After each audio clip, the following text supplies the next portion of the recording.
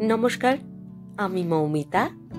আমার কবিতা পাঠ চ্যানেলে আমার সকল শ্রোতা বন্ধু এবং দর্শক বন্ধুকে আন্তরিক শুভকামনা জানিয়ে আজকের গল্প পাঠ শুরু করছি। আজ আমি আপনাদেরকে পড়ে শোনাব শীর্ষেন্দু মুখোপাধ্যায়ের লেখা একটি খুব চমৎকার মন ভালো করা ছোট গল্প। গল্পের নাম আগু পিছু। শুনতে থাকুন আজকের গল্প আগু পিছু। বউ পালিয়ে যাওয়াটা কোনো পুরুষের পক্ষে গৌরবজনক ব্যাপার নয়। তাই নিতাই ওরফে নিত্যানন্দ কদিন হলো কাঁচোমাচো মুখে ঘুরে বেড়াচ্ছে।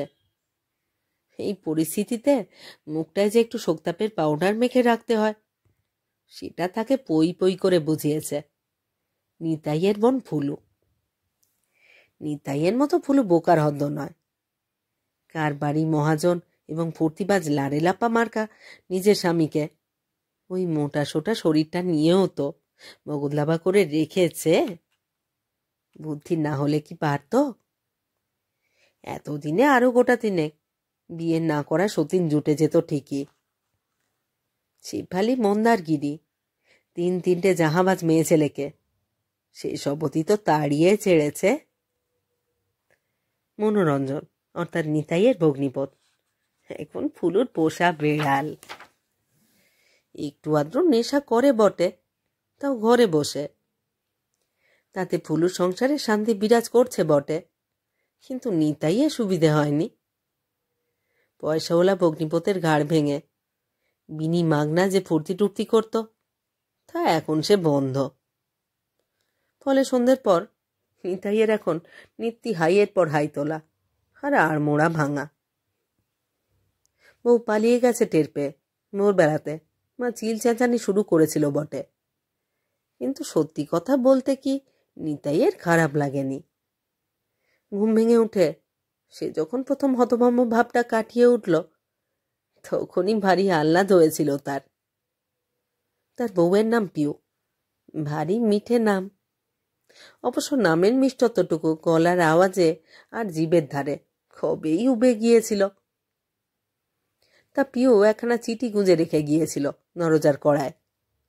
তাতে লেখা, শ্রীচরণেশু, আমি চিরতরে চলিয়া গেলাম।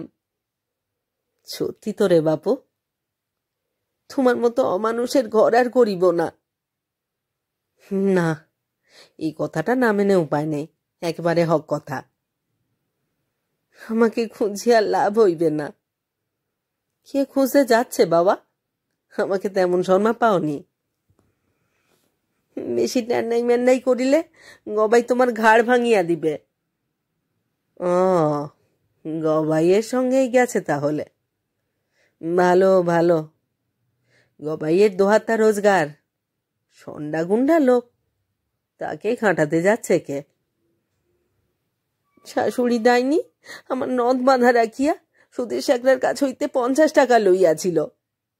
আমি 7 দিনের মধ্যে নদ ফেরত চাই। টাকা কি কাছে বলে রে মাগি, নদ দিতে গেলি কেন? ইত্যাদি আরও সব কথা আছে। তারা যে কত খারাপ, কত নির্যাতন করেছে সেই সব পুরনো কাসুন্দি। তাতে ঝাঁজ নেই তেমন। চিঠিটা মোর বেলাতে মায়ের হাতেই ধরা পড়েছিল। তারপরই চেঁচামেচি। সারা পাড়া মাত করে মা কেবল বলছিল, কি কেলেঙ্কার, কি কেলেঙ্কার। নিতাই হাসি হাসি মুখেই মাকে একটা ধমক দিয়ে বলল, আহা, অমন চেঁচাতে আছে, এতে চারিদিকে ঢিডি পড়ে যাবে যে। মুখে কুলুপ দিয়ে বসে থাকো, যা হয়েছে হয়েছে। তারপর খুশি মনে নিতাই গেল নম্বর দোকানে চা খেতে। মনটা দিব্যি হালকা লাগছে, মুখটা ফুরফুর করছে, ফিচিক ফিচিক হাসি লিক করছে ঠোঁটে। তার মেজাজ দেখে নব অবধি বলে ফেলল, কি গো নিতাই দা, কাল রাতে ফ্ল্যাশের বোর্ডে দাও মেরেছ নাকি? ফুলু পাশের পাড়ায় থাকে। খবর পেয়ে রিক্সা চেপে এসে হাজির। এই বড় বড় চোখ। কি হয়েছে কি দাদা, কি হয়েছে বলে বাড়ি গরম করে তুলল। তারপর তাকে নিয়ে পড়ল ফুলু। হ্যাঁ রে দাদা, তোর আক্কেলটা কি বল দেখি। তোর মুখে যে হাসি ধরছে না। যার বউ পালিয়ে যায় সে অমন দাঁত কেলিয়ে বেড়ালে লোকে ভাববে কি বল দেখিনি। হ্যাঁ, কে তো গুণের শেষ নেই, তার উপরে এই কেলেঙ্কারি। এখন ডগমগ হয়ে ঘুরে বেড়ালে লোকে যে গায়ে থুতু দেবে। নিতাই ফুলুকে জমের মতো টরায়, কারণ সে জানে ফুলু জাহাবাজ মেয়ে, তার হাঁকে ডাকে সবাই কেঁচো হয়ে থাকে। পারতপক্ষে সে ফুলুর মুখোমুখি হয় না। নমককে মিনমিন করে বলল, হ্যাঁ, হাসলাম কোথায়, মনে দুঃখই তো হচ্ছে।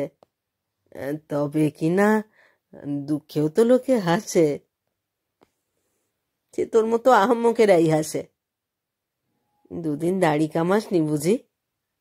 আরো 2-4 দিন আর কেউরি হওয়ার দরকার নেই। রুখু রুখু ভাবনা থাকাই ভালো। আর বোকার মতন লোকের কাছে পেটের কথা খোলসা করে বলিসনি যেন। গম্ভীর হয়ে থাকবি। তা বউ যদি থানা পুলিশ করে তাহলে কিন্তু মুশকিল আছে। ওই যে আজকাল 498 নাকি একটা মাথামুন্ডু ধারা হয়েছে। খান্ডার বউরা থানায় গিয়ে শ্বশুর শাশুড়ি ননদ দেওর বাতার সবাইকে জেলে পুড়ছে। আমাদের বুড়ো উকিল বৃন্দাবন খুড়োর কাছে একবার গিয়ে বুদ্ধি পরামর্শ নিয়ে আসিস কোনো। এটে বেঁধে কাজ করাই ভালো। এ তো বড় ঝঞ্ঝাটের ব্যাপার হলো নিতাইয়ের। পালালো বউ, তাকে কেন উকিল বাড়ি ছুটতে হবে? কে জানে বাবা। তবে ফুলুর তাড়ায় যেতে হয়েছিল বটে নিতাইকে। বৃন্দাবন খুড়োর চেহারাটা শুকনো, লম্বা নাক, তোবড়ানো গাল, জুলজুলে বিষয়ী চোখ। বৃন্দাবন খুড়োর মুখে জীবনে কেউ হাসি দেখেনি।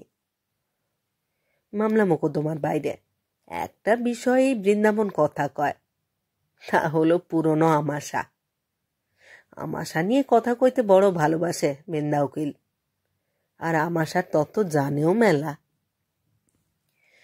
তাকে দেখে মোটেই খুশি হলো না মেন্দা উকিল। গোমরা মুখে নিজের হাতের নখ নিরীক্ষণ করতে করতে ঘর ঘরে গলায় জিজ্ঞেস করল, বিয়ে হয়েছিল কবে? আগে বিয়ের কথা ছাড়ান দেন খুড়ো, ও কি আর বিয়ে? বলো কি হে, বিয়ে হয়নি নাকি? সে তেমন কিছু নয়, গোঘাটের মেলায় দেখা, বার কয়েক চোখাচোখি হলো। তা আমি আগ বাড়িয়ে জিজ্ঞেস করলুম, কোথা থেকে আসা হচ্ছে, কি বৃত্তান্ত। দেখলুম দুঃখী মেয়ে, মা বাপ নেই, কাকা সংসারে দাসী বৃত্তি করে আছে। আমার মন আবার বড্ড নরম কি না, তাই সঙ্গে করে নিয়ে এসে বাড়িতেই তুলি। সেই থেকেই একসঙ্গে থাকা। মা একবার বিয়ের কথা তুলেছিল, বাবাকে তো জানেন, 1 পাইস ফাদার মাদার। বাবা খেকিয়ে উঠে বললে, বিয়ে কিসের? হ্যাঁ, বিয়ে কিসের? শাঁখা সিঁদুর পরিয়ে রাখো, ওতেই হবে। তাই হলো। এই হচ্ছে বৃত্তান্ত। তাহলে তো নাবালিকা হরণের কেস। তা হরণ বলেন হরণ, বরণ বলেন বরণ, তবে স্বামী স্ত্রীর মতোই ছিলাম। তা বললে তো হবে না বাপু। বউয়ের বয়স কত? 20 হবে বোধ হয়, জিজ্ঞেস করা হয়নি। হিঁদুর মেয়ে? কে খোঁজ করেছে বলুন? তবে কাকার নাম বলেছিল, দুঃখরণ মণ্ডল। সেটা আসল কাকার নাম কিনা খোঁজ করে দেখেছ? না মশাই, কে এত ঝঞ্ঝাট করে। ঘটনা কদিনের? বছর 2 হবে। ছেলে পুলে? আগে না, হয়নি কিছু। পুলিশকে জানিয়েছ? আগে না, সামান্য ব্যাপার, আর তাতে টানাটানি করিনি। কি হবে বলুন, পুলিশের তো কত গুরুতর কাজ থাকে। সামান্য ব্যাপার কি হে? 498 করলে কোমরে যে তোমার দড়ি পড়বে। কিন্তু খুড়ো, আমি করলামটাই বাকি। সেই মাগি তো আমাকে কাঁচকলা দেখিয়ে পগার পার হলো। তা বললে তো হবে না, আইন হচ্ছে আইন। বিয়ের কেউ সাক্ষী টাকি আছে? তাই বা থাকবে কেমন করে, অনুষ্ঠানই তো হয়নি বলছো। যে আজ্ঞে, কিন্তু তুমি বললে তো হবে না। তোমার বউ যদি বলে যে হ্যাঁ 7 পাক হয়েছিল, তাহলেই তুমি প্যাঁচে পড়বে যে। তাহলে কি কদিনের জন্য হাওয়া হয়ে যাব খুড়োমশাই? আহা, তা কেন? হাওয়া হলে যে হুলিয়া বেরোবে, ফেরারি বলে দেখে রাখবে। তাহলে 50 টাকা রেখে যাও, দেখছি ভেবে কি করা যায়। খুড়োমশাই, টাকাটা খাতায় লিখে রাখুন বরং, টিপছাপ দিয়ে যাচ্ছি, কদিন পরেই দিয়ে যাব। ওরে বাপু, এসব ধার বাকিতে হয় না, ফেলো করি মাখো তেল, ধার কর্জ করে আনোগে যাও। 50 টাকায় আমি কারোর সঙ্গে কথাই কই না। মনোর বউ নেহাত বলেছিল বলে, নইলে হাড় হাবাতেদের কেস আমি ছুঁই নাকি? তাহলে ও বেলাতে দিয়ে যাব কোনো। উকিল যে তাকে খেলাবে, এটা বোঝার মতো বুদ্ধি নিতাইয়ের আছে। বৃন্দাবন উকিলের পশা টসার নেই। প্রথম বউ গত হওয়ার পর বুড়ো বয়সে দ্বিতীয়বার বিয়ে করে বসতে গিয়ে নফরগঞ্জে গায়ের লোকের হাতে হেনস্থা হয়ে ফিরেছিল। বাবা, সব খবরই নিতাই রাখে। এখন টাকার খাঁই হয়েছে খুব, তা হবে নাই বা কেন? পালপাড়ার লক্ষ্মী ভাবনিকে পুষতে হচ্ছে যে। ঝামেলা যে একটা পাকিয়ে উঠেছে তা বুঝতে পারছিল নিতাই। মেয়ে ছেলেটা দুর্মুখ ছিল বটে, কিন্তু পালিয়ে যাওয়ার পর সে যে নাগিনী হয়ে উঠেছে, ব্যাপারটা তাই ভালো করে বুঝে উঠতে পারছিল না নিতাই। গোলমালটা ঠিক কোথায়? দোষঘাট তো তার নয়, বউয়ের। তবে তার বিপদ হচ্ছে কেন? একটু বেলার দিকে পাড়াপড়শি ভেঙে পড়ল বাড়িতে। মেলা মেয়ে ছেলে, কাচ্চা বাচ্চা আর প্রবীণ মানুষ, সবাই কথা কইছে। অনেকেই নাকি আগে থেকেই বুঝেছিল এরকম ধারাই হবে। কি করে বুঝেছিল কে জানে। তবে গাঁগঞ্জে এরকম কিছু ঘটলে লোকে যাত্রা থিয়েটার দেখবার মতো আনন্দ পায়। বাড়িতে এত বেলা অবধি হাঁড়ি চড়েনি, অনন্দনই বা হবে বুঝি আজ। চেঁচামেচি করে মায়ের গলা ভেঙেছে। নিতাইয়ের বুড়ো বাপ, ও কারণে কাকে তড়পাচ্ছে কে জানে। এত ভেজর ভেজর ভালো লাগছে না নিতাইয়ের। বন্ধু বান্ধবরা ইদানিং তাকে একটু এড়িয়ে চলে। যার ট্যাঁকে পয়সা নেই তার সঙ্গে ভাব রাখার বিপদ আছে। ধার কর্জ চায়, টাকা নিয়ে শোধ দেয় না, অন্যের পয়সায় চা বিস্কুট সাঁটাতে চেষ্টা করে বা মদ খায়। তবে বউ চলে যাওয়ায় একটু খাতির হয়েছে নিতাইয়ের। সন্ধেবেলায় বিভু এসে ডেকে নিয়ে গেল। কালুদাসের দোকানে মদের ঠেক। ইয়ার বন্ধু জমেছে মেলা, সবাই বৃত্তান্ত জানতে চায়। গিলাসও এগিয়ে দিল, সঙ্গে ছোলা ভেজানো, পেঁয়াজ কুচি, লঙ্কার ডালের বড়া। দুপুরে খাওয়া জোটেনি বলে খালি পেটে লঙ্কার ধেনো দুটোই এমন নাচানাচি শুরু করলো যে দ্বিতীয় চুমুকটা আর দিতে পারলই না নিতাই। বুয়াক তুলে গিলাস টেলে সরিয়ে রাখল। নিবু বলল, ওর মনটা ভালো নেই রে, অমৃতেও অরুচি হচ্ছে। তা হচ্ছে বটে নিতাইয়ের, শরীরটায় জুত হচ্ছে না। বন্ধুদের প্রশ্নের জবাবে শুধু উদাস গলায় বলতে পারল, কেন গেল, কোথায় গেল জানতে চেও না ভাই, ওসব আমি মোটে জানি না। ঘুম ভেঙে উঠে দেখি পাখি উড়ে গেছে। কার সঙ্গে গেল বল তো? গবাইয়ের নাম তো করেছে চিঠিতে। দূর দূর, গবাই তো সারা সকাল কাঠচেরাইয়ের কলে বসে আছে।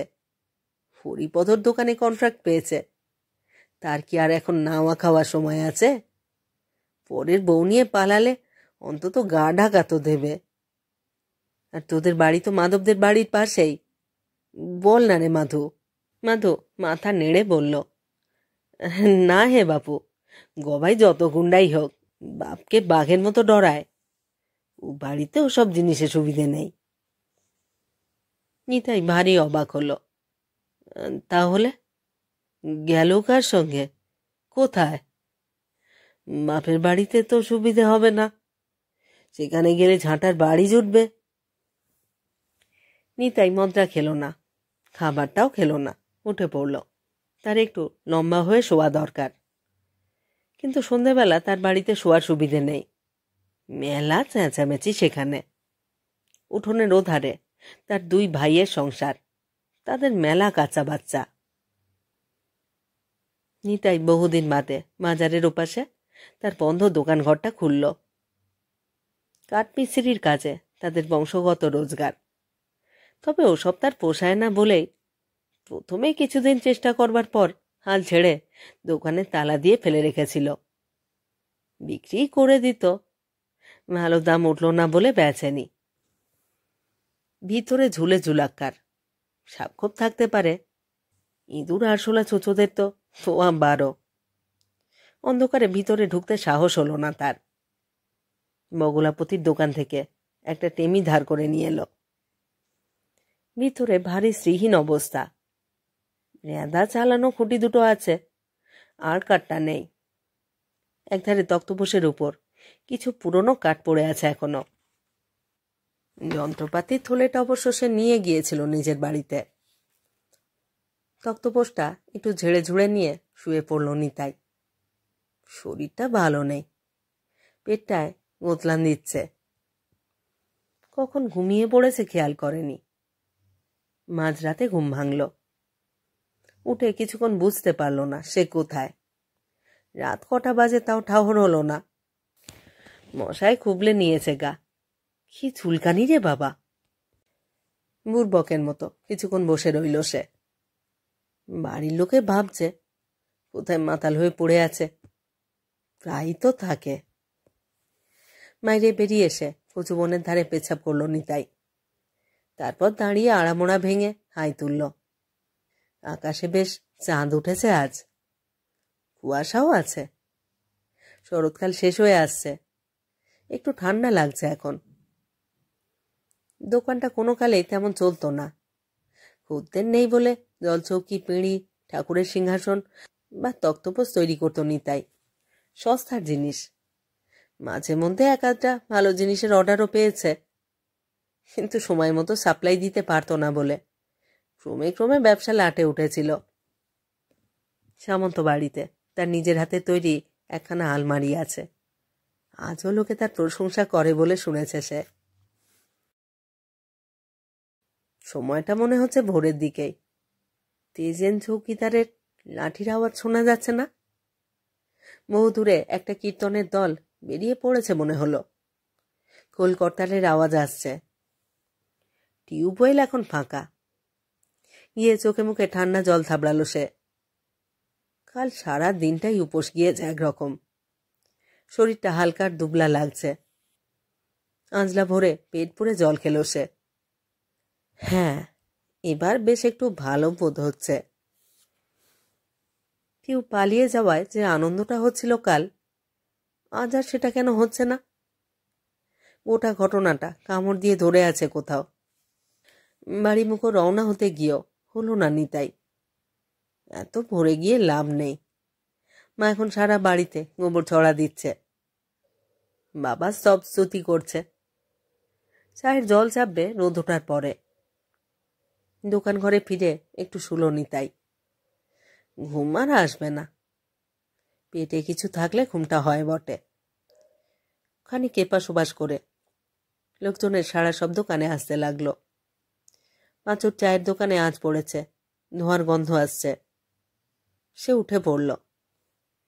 জন্মে লেড়ো বিস্কুট খায় না, আজ 5খানা খেলো, সঙ্গে 2 কাপ চা। চা খেতে খেতেই বলল, ওরে পাঁচু, তোর বেঞ্চখানার তো অবস্থা সঙ্গীন দেখছি। কবে পায়া ভেঙে পড়ে গিয়ে লোকের চোট হবে। পাঁচু খেঁকিয়ে উঠে বলল, তোকে তো সেই কবে বলেছিলাম মজুরি দেব কোনো, সারিয়ে দে। তা কথাটা কানে তুলেছিলি? বলেছিলি নাকি? ইস, ভুলেই মেরে দিয়েছি। মদ গিলে পড়ে থাকলে কি আর মনে রাখবার কথা? আচ্ছা আচ্ছা, দেবো কোনো সারিয়ে। আর দিয়েছিস, নতুন একখানা কিনতে গেলে মেলা টাকার ধাক্কা। আচ্ছা, আমার যন্ত্রের থলিটা আনিয়ে দে তবে বাড়ি থেকে।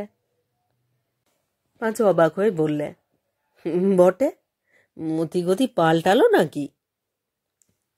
বাড়ি গেল না নিতাই। বেঞ্চখানাকে নিজের দোকানে টেনে নিয়ে গিয়ে মন দিয়ে সারাতে বসে গেল। পুরনো কাঠের সঙ্গে নতুন কাঠের রং মিলিয়ে দিল রান্দা ঘষে।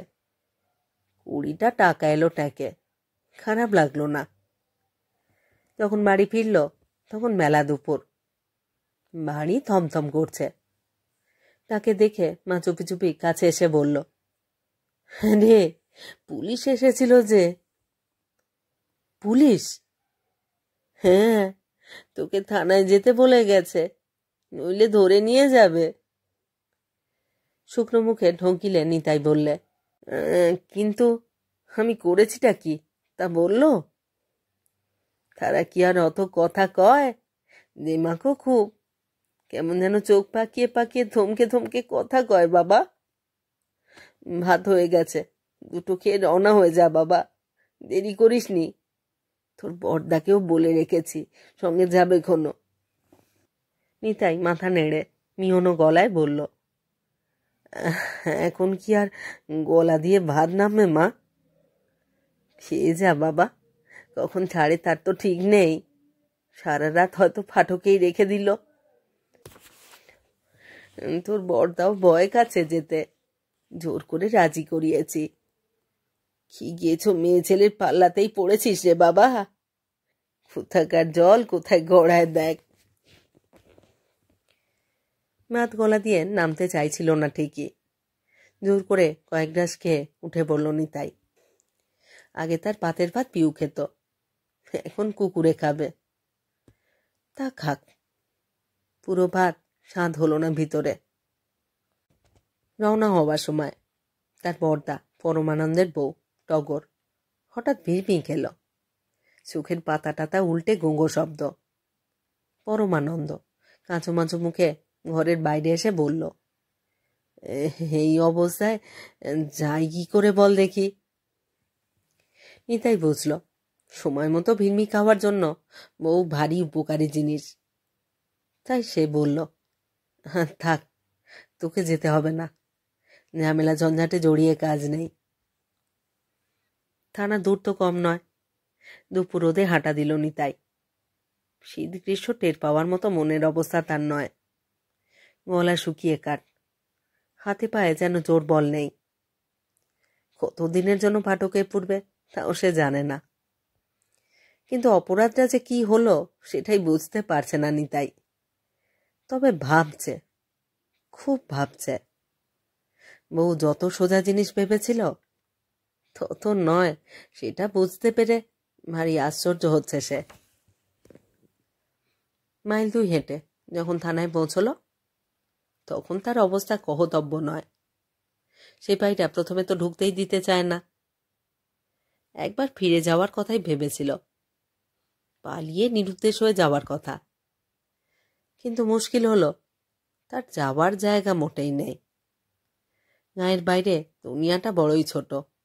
একটা সেপাই তার নড়া ধরে একটা ঘরে টেনে নিয়ে গিয়ে বলল, এই যে ছোটবাবু, এই সেই লোক নিতাই দাস। টেবিলের উপর থেকে যে লোকটা মুখ তুলে তাকালো তাকে দেখতে মোটেই পুলিশের মতো নয়। দিব্যি কার্তিক ঠাকুরের মতো ফুটফুটে চেহারা, রং ফর্সা, ছোকরা বয়স, তবে মুখটা গম্ভীর। পিউ তোমার কে হয়? ছোকরা চোখ পাকিয়ে জিজ্ঞেস করল। নিতাই মাথা চুলকে বলল, হ্যাঁ, বউ। বউ? নিতাই থতমত খেয়ে বলল, আগে বিয়ে ঠিক হয়নি বটে, তবে বউ বলেই ভাবতুম।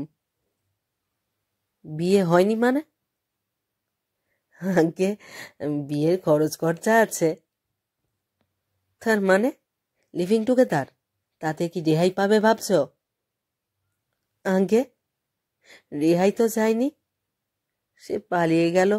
কি করব বলুন? পালিয়েছে নাকি খুন করে লাশ পুকুরে ফেলে দিয়েছ? চোখ কপালে তুলে নিতাই বলল, মাইরি, মা কালীর দিব্যি, না ছোটবাবু না। সুন্দরপানা ছোটবাবু ভ্রু কুঁচকে বলল, কিন্তু লাশের গলায় যে আঙুলের ছাপ আছে। কথাটা কানে ঢুকতেই কি যে হলো নিতাইয়ের কে জানে। মাথাটা ঘুরে সে উবু হয়ে বসে পড়ল। পিউ জলে ডুবে মরেছে তাহলে? মায়ের দিব্যি, সে তো এতটা ভাবেনি। ঝগড়াঝাঁটি হয়ে থাকে বটে তাদের মধ্যে, কিন্তু তা বলে সে কখনোই চায়নি মেয়েটা মরুক। ওহে, নাটক রাখো, উঠে দাঁড়াও তো দেখি। সেপাই তার পিঠে হাঁটুর একটা গুঁতোও দিল। তবু সহজে উঠতে পারছিল না নিতাই। চোখ দুটো বড় অন্ধকার হয়ে আসছে। ভিড়মি খাবে কিনা তা বুঝতে পারছিল না। কষ্টে চেয়ারটা ধরে সে দাঁড়ালো। হাত পা থরথর করে কাঁপছে, চোখে জল আসছে। খুন শূন্যের সঙ্গে বেরিয়ে এই ঘরে মরল মেয়েটা তাকে জানে। সুন্দরপানা বাবুটি বলল, আমার মায়া কান্না হচ্ছে। খুন করবার সময় হাত কাঁপেনি? নিতাইয়ের আর কেন যেন ভয় করছিল না। ভয়ের জায়গায় মন জুড়ে বড্ড একটা কষ্ট। সে মাতাল, অপদার্থ, নিষ্কর্মা ঠিকই, বউয়ের তেমন আলাদা কদরও করেনি। কিন্তু আজ এখন মনটা বড্ড খারাপ হচ্ছে, বড় ব্যাকুল হয়েছে মনটা। আর কান গরম হওয়া একটা রাগও উঠে আসছে তার খিদে পাওয়া পেটের ভিতর থেকে। সহজে রাগ হয় না নিতাইয়ের। মাতাল অবস্থায় বেহেড হয়ে কি সে করে সেটা সে নিজেই জানে না। কিন্তু পেটে মদ না থাকলে সে ঠান্ডা মানুষ। অপদার্থ বলে নিজেকে চেনে, তাই রাগ টাগ তার নেই। কিন্তু আজ কোথা থেকে বাংলা রাগটার কুম্ভকর্ণের ঘুম ভাঙল কে জানে। সে হঠাৎ একটা ঝাঁকার দিয়ে উঠে ফ্যাঁসা গলাতেই গর্জন করে উঠল, কোন সম্বন্ধী মেরেছে একবার বলুন তো ছোটবাবু? তার ওই ভাঙা গলার গর্জনে ভারী অবাক হয়ে গেল সুন্দরপানা লোকটা। তাকালো। এই, চেঁচাবে না। পিছন থেকে সেপাইটা তার পাছায় ফের একটা হাঁটুর গুঁতো দিয়ে বলল, শালা তেজ দেখো, অ্যাক্টিং হচ্ছে, অ্যাক্টিং। কি হলো নিতাইয়ের কে জানে। ফের একটা অন্ধের মতো একটা ঝটকা মারল সে ভাইটাকে। প্রস্তুত ছিল না বলেই মানুষ তো 3 হাত পিছনে ছিটকে গিয়ে দেওয়ালে ধাক্কা খেল। সুন্দরপানা লোকটা টেবিল থেকে একটা ভারী কাঠের রুল তুলে হঠাৎ করে বসিয়ে দিল তার কোমরে। শুয়োরের বাচ্চা, মস্তানি হচ্ছে। গোলমাল শুনেই বোধ হয় একজন ভারী চেহারার লম্বা পুলিশ ঘরের মধ্যে উঁকি দিয়ে বলল, কি হে গাঙ্গুলি, গোলমাল কিসের? সুন্দরপানা ছেলেটা সঙ্গে সঙ্গে গলা নামিয়ে বলল, কিছু নয় স্যার, একটু গরম দেখাচ্ছিল। লকআপে ভরে দাও তাহলে, বড় সাহেব ভিজিটে আসছে। বেশি গোলমালে কাজ নেই, পলিটিক্সের লোক সঙ্গে থাকবে। Keep everything quiet. এর কেসটা কি? ওই যে পিউ নামের মেয়েটা, ও তো পেটি কেস, মিটিয়ে দিলেই হয়। মেটাবো স্যার, একটু শিক্ষা দিচ্ছিলাম। আর গোলমালের দরকার নেই, ঝামেলা মিটিয়ে ফেলো। আচ্ছা ঠিক আছে স্যার। বয়স্ক লোকটা চলে যেতেই পিছন থেকে সে ভাইটা এসে ক্যাঁত করে একটা লাথি বসালো তার পাছায়। শুয়োরের বাচ্চা, খানকির পুত। আর মোটেই ভয় করছে না নিতাইয়ের, একদমই না। সেও আচমকা পিছন ফিরে খুব ঠান্ডা মাথায় সে ভাইটার দিকে এক পা এগোলো। তাতে কি হলো কে জানে, সেপাইটা হঠাৎ ঝট করে বেরিয়ে গেল ঘর থেকে। সুন্দরপানা গাঙ্গুলির হাতে রুলটা এখনো আছে। চাপা গলায় বলল, আজ ছেড়ে দিচ্ছি, কিন্তু ফের যদি গোলমাল শুনি, বউয়ের ওপর বীরত্ব ফলাস, তাহলে কিন্তু। নিতাই গলা উঁচু করে বলল, বউ নেই তো সব কথা ওঠে কেন? যে ওকে মেরেছে তাকে আগে দা দিয়ে কাটি, তারপর ফের থানায় আসবো। লোকটা এবার তেমন রাগ করল না, মাচু বলে কাকে যেন ডাকল। লোকটা উঁকি দিতেই বলল, মেয়েটাকে নিয়ে আয়।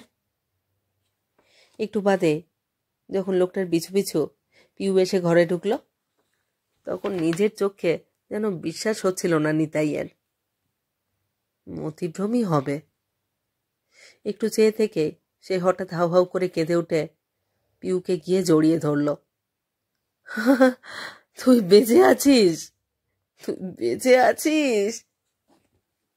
গাঙ্গুলি চেঁচিয়ে উঠল, হ্যাঁ এই, এখানে কোনো অশ্লীলতা নয়, যাও বাইরে যাও, পগার পার হও।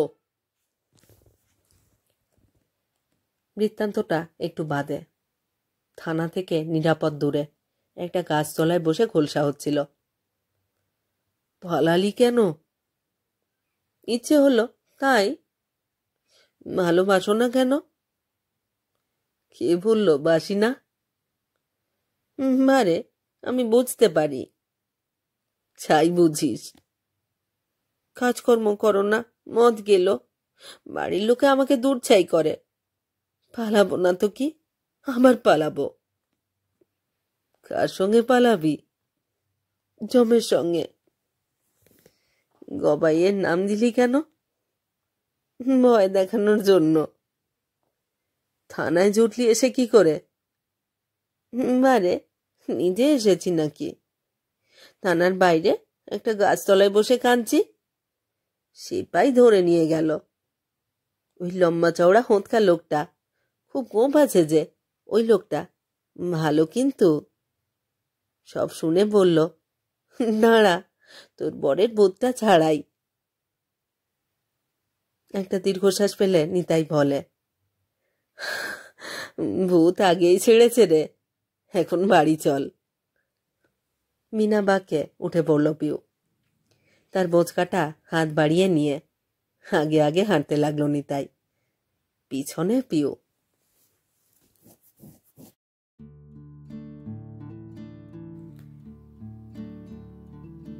শেষ হলো আজকের গল্প, শীর্ষেন্দু মুখোপাধ্যায়ের লেখা গল্প আগু পিছু। খুব চমৎকার একটি গল্প। আপনাদের কেমন লাগলো তা অবশ্যই কমেন্ট বক্সে আমাকে লিখে জানান। প্রত্যেকটি গল্প পড়বার পরে আপনাদের মতামতের অপেক্ষায় থাকি। আপনাদের মতামত আমার কাছে অত্যন্ত মূল্যবান, আমার এগিয়ে চলার অনুপ্রেরণা। আমার কবিতা পাঠ চ্যানেলে যারা নিয়মিত আমার পুরো গল্প পাঠ শুনছেন এবং নিয়মিত কমেন্ট করে আমাকে উৎসাহিত করছেন, তাদের জানাই আমার আন্তরিক ধন্যবাদ। যদি আমার গল্প নির্বাচন এবং পাঠ আপনাদের ভালো লাগে, অবশ্যই একটি লাইক করবেন এবং গল্পগুলিকে আপনাদের প্রিয়জনের মধ্যে শেয়ার করবার অনুরোধ রইল। আর আপনারা যারা নতুন আসছেন, যারা এখনো আমার কবিতা পাঠ চ্যানেলটি সাবস্ক্রাইব করেননি, তাদের অনুরোধ সাবস্ক্রাইব করে সাথে থাকার। সবাই খুব খুব ভালো থাকুন আর থাকুন পরের গল্পের অপেক্ষায়।